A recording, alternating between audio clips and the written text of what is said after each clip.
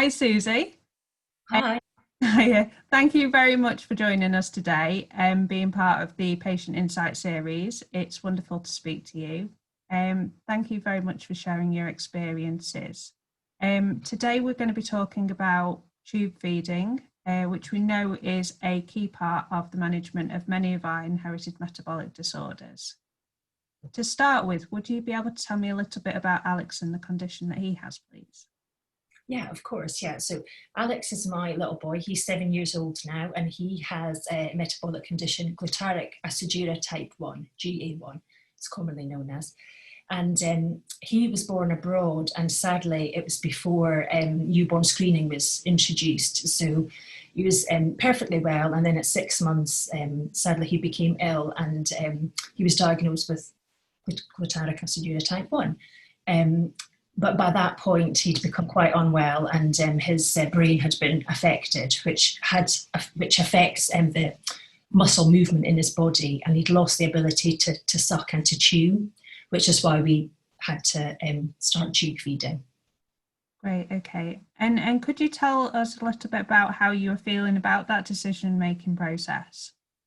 Well, to be honest, at the time, it wasn't really our decision. So when he went into hospital at 6 months old, he was in for quite a long time, and we're trying to figure out what was going on with him. And then the diagnosis came. And once that diagnosis came, I think the key driver was to keep him metabolically stable so that he wouldn't suffer any further brain damage. And so in order to do that, they immediately put the NG tube in and started feeding him with all the correct metabolic products, etc. And so it wasn't our decision. And I mean, the whole thing at the time was just really sort of terrifying, because we'd gone from having a perfectly well 6-month-old baby to a baby with brain damage who had this tube on his face, and it was all it was quite terrifying at the time. But times move on, and actually it's all very normal now. And I'd like to reassure anybody who has to go through that process that you do come out the other end, and actually things are okay. But yeah, at the time it was not great. Absolutely, absolutely. And I know from speaking with you previously, you've moved from the NG tube, changed over to peg feeding, and have more recently moved over to a button. What was the reason for those changes? Well, so I must admit, we found the NG tube feeding quite a challenge. He was, I think, because he was so little at the time, it often made him sick, which caused, again, metabolic instability, and it was quite stressful. He would quite often, because it's on the face and it sort of hangs down, sometimes it would get caught in things, or he'd manage to grab a hold of it and pull it out. And some days, 3 or 4 times a day, I was having to pass it back in myself, which I have to say is just such a horrendous thing, to hold down your baby and put this tube down the back of his nose. It was just, he's screaming, and it was really a challenge, and really awful. So we understood that 100% we needed it. He had to have the NG, but we found it really difficult. It was a very obvious sign that there was a problem with him, and people would look and stare, and it was quite uncomfortable. And so when we moved back from abroad to the UK, and when we started working with Great Ormond Street, and they said to us he could have an operation to have the peg fitted. So I found that quite a scary prospect as well, because he needed a general anaesthetic, which again with the metabolic side is quite a risky thing to do. And we had to sort of weigh up the sort of risks associated with general anaesthetic versus this ongoing use of the NG tube, and was the peg going to make life easier. But in the end, our team reassured us, and so we decided to go for the peg, which definitely was the right decision. It's so much easier than the NG tube. So I don't know if people know, but for the peg, you have a small incision that goes right into the stomach, and it's a little sort of tube that sits in there, and you can connect up the feeding products and the milk, and it goes straight into his stomach. And with a peg, as opposed to a button, you've got a little tube that sort of hangs out of the tummy, and it's kind of fastened on with a plate inside the tummy. I'm not an expert, but yeah, I think that's how they do it. And so you just have to be a bit careful with the pig. You have to, there's a little bit of maintenance required. You have to turn it often to make sure that plate inside the tummy is not sticking to the wall, because that can cause a problem. But yeah, I found the pig 100 million times easier than actually having the NG tube. And then I think he had that for about 18 months. And again, we talked to the team and they said it had to be replaced because it has a shelf life. So that would mean another general anaesthetic. So they suggested that we move to a button, because once you have a button, you don't need any further operations. You can actually change that yourself. We change it about every 6 months. So we decided to go for the button. And again, I'm sure people understand that when you have a child with a metabolic condition and you're just about managing it, any change to the routine can be a bit daunting. You think, do we really need to do this? Things are okay at the moment. Should we really change things?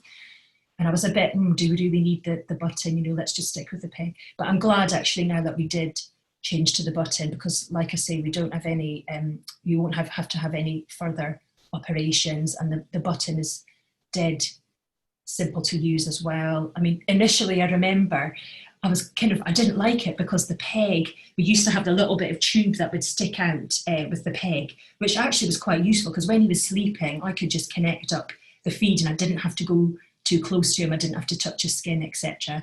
But then when we got the button, it's obviously so close to his body, and I was a bit like, oh, he's going to wake up, and it was just took a little bit of getting used to. But yeah, it's been fine now. He's had that now for 3-4 years, I think, and yeah, it just works great for us. Oh, wonderful.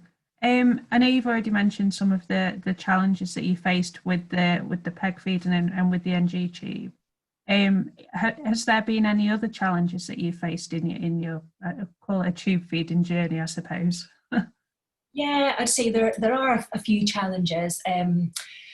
Usually with the equipment, so obviously you've got a pump and you'll have a bottle of feed or whatever it is that your child needs, and you have the tubing that goes from the feed to the pump and then of course into your child. And not often, I wouldn't say often, but sometimes things can go wrong. The pump fails, or the tube gets stuck, or feed gets stuck in the tube, and that can be kind of annoying, especially if it's always in the middle of the night, like at 2 o'clock in the morning and the pump's beeping. You're like, oh God, what's this? So that, that sort of thing. But we're supported by Nutricia, so they supply us with our bits and pieces that we need. And so if there is a problem with the pump, I can send it back to them, and they're very good about getting me a new one the next day, or, something like that. So that can be overcome. I think another thing to mention is he is prone actually to getting skin infections at the button site. So probably 3 or 4 times a year, he gets a little infection and he has to have antibiotics. And that's always, it's not a huge problem, but anytime Alex has an infection and needs treatment, we're always a little bit worried, because it can lead on to other things. We never want him to be ill, because of his metabolic condition. Maybe the scariest thing with the button, which happened to us once, is that it actually popped out. Oh no, sorry, this has happened twice actually. And if it gets caught on something, it can actually pop right out.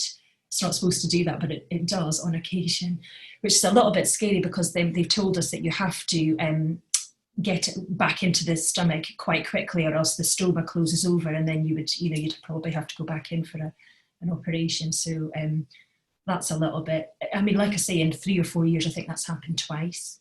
Yeah. And both times we've quickly been able to, to sort of manage the situation. One time it happened in, I think we were visiting a castle in Devon, and we were sort of having a cup of tea and a scone, and my other son just, I don't know what he did, but he managed to, like, Alex was on a feed and he managed to sort of like knock into the tube and pull it out, and we had nothing to sort of help us fix the situation. But anyway, we got through it. You do get through it, and it got back in. So it's just something to note, and then you have to, with the button, we ourselves have to change it every 6 months. I think some people, or the community nurses will come if some people don't feel that they want to change it themselves, because you have to obviously take out the old one, and the stoma is open, and it's slightly, I mean, in reality, you're just popping the new one straight in. But it's you're popping it into your child's stomach, and it's never a job that I enjoy doing. But anyway, it has to be done. And again, it's amazing what you get used to. You just every 6 months now we just get used to it and you do it. And so yeah, I'd say those are the kind of challenging aspects. Yeah. Wonderful. Thank you very much. I think it gives a real kind of insight into some challenges that parents may face going forward. So thank you for that. What benefits? I know you've mentioned again quite a few benefits already. Are there any other benefits that you would say about tube feeding? Yeah, so I want to be clear with everybody that I think tube feeding is fabulous for us, and really fabulous for Alex. And I mean, first and foremost, it allows us to keep him metabolically stable, and that's that's basically what we try to do in life, is just keep him metabolically stable so that no further brain damage occurs or no other other problems. So because we've got that access straight into his stomach, we can pump in fluids when we need to. We give him his medicine that way. So I'm not struggling to give him things orally. He's not resisting getting any medicine or any feeds or whatever, because it goes straight into his stomach. So it makes life so much easier. And I think one of the biggest benefits is that we can, when he does have periods of illness, like if he has fever or vomiting or something, he has an emergency regimen, which I think a lot of the metabolic kids do, and we can just give that to him via the button, which is great because on many occasions it's meant that we can stay at home and manage him at home without having to go into hospital. Because I'm sure people will agree with me, once you get into hospital you can't get back out again. You always end up staying there for much longer than you think. So we always try to manage him as best we can at home, and I say having the button, that makes all the difference there. I think I mentioned before, he's not as sick. So especially with the NG, he used to vomit with that quite often, and then it would be quite stressful and would have to be given him more milk later, and all of this business. But thankfully with the button, he's not as sick with that, which is a big benefit. And the other thing that I was thinking about is because the stoma site is already there and he has the button in place, it does give us an option for the future to move to a blended diet, which I think might be useful in the future, because we're finding as he gets older, it's sometimes getting a bit trickier to feed him. And I guess this is specific to Alex because he's has sadly suffered the brain damage and he can't swallow very well. He doesn't have the safest of swallows. But because we've got that there, it means that we haven't done it yet, but perhaps in the future, we might have to move to the blended diet, which will be a lot easier having the button.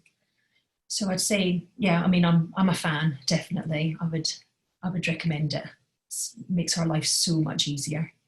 Wonderful, thank you. And I know you've mentioned that you've got the support of Nutricia. There's also the community nurses that you've got available, should you ever need them. What do you need to do as a parent to organise and maintain the button at home? So there's the sort of supply side. So, we always have to monitor, how many, they're called giving sets, the tubes that go between the milk and his tummy. How many giving sets do we have? Do we have enough supply? Do we have, all of that stuff, all of the correct milk feeds and, all of that stuff. And then we work with Nutricia, like they'll call me once a month and I'll say, okay, this is what we need. But that sort of goes between us, Nutricia, our dietitian at Great Ormond Street, and the community nurses, because the dietitians, they're the ones who prescribe all the feed products, and as his feeds change, they communicate that to us and to Nutricia, because I can't request different. Once your prescription has been set in terms of how much of these supplies that you're going to get, you as a parent can't change it. That needs to come from a professional.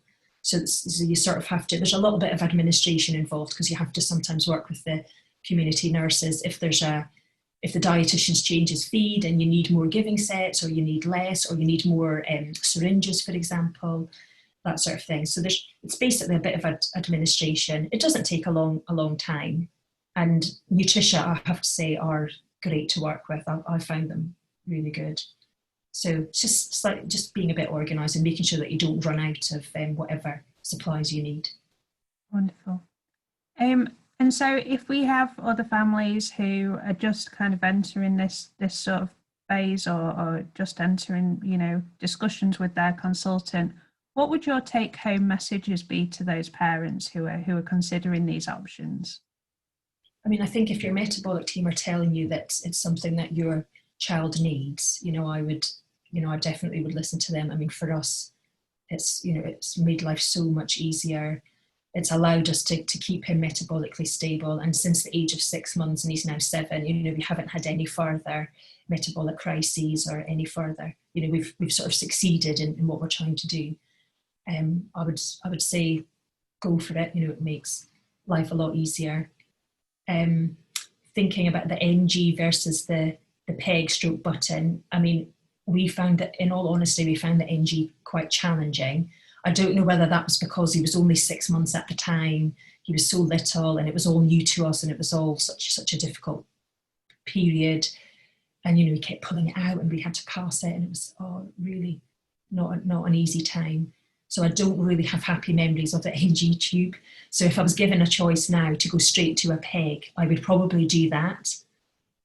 Having said that, if your child needs the NG as a sort of temporary measure, and it's not, they're not always going to need kind of support, to keep them metabolically stable, then maybe the NG is the right answer for that particular family. But I wouldn't shy away from it. It's, I think it's been a really positive thing for us, definitely. Wonderful. Thank you so much, Susie. You've been absolutely wonderful. Thank you for being so honest as well in your answers. We really appreciate it. Thank you.